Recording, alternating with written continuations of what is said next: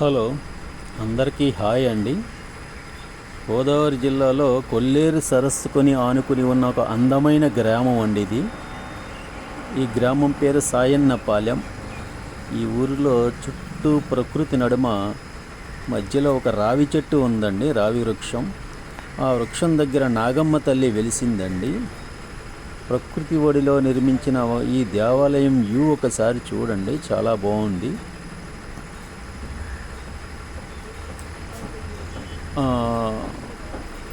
ఓం నమ శివాయ, హర హర మహాదేవ, శంభో శంకర. ఈ వ్యూ చూడండి, ఇది మా అత్తగారి ఊరండి. ఇది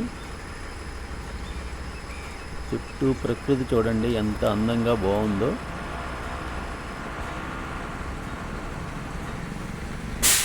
ఆంజనేయ స్వామి దేవాలయం తర్వాత ఓం నమ శివాయ, హర హర మహాదేవ, శంభో శంకర. శివయ్య అండి, శివయ్య విగ్రహం.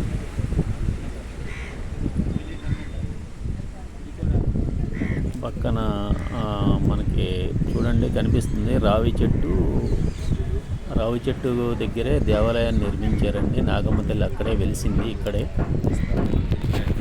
దేవాలయం చాలా చుట్టూ ప్రకృతి ఒడిలో ఉంటుంది. ఇది దేవాలయం చాలా అందంగా ఉంటుంది. ఎక్కడెక్కడో చాలా దూరం నుంచి కూడా వచ్చి దర్శనం చేసుకుని వెళ్తూ ఉంటారు. శివయ్య. ఓం నమ శివాయ, హర హర మహాదేవ, శంభో శంకర. ఓం నమ శివాయ, హర హర మహాదేవ, శంభో శంకర.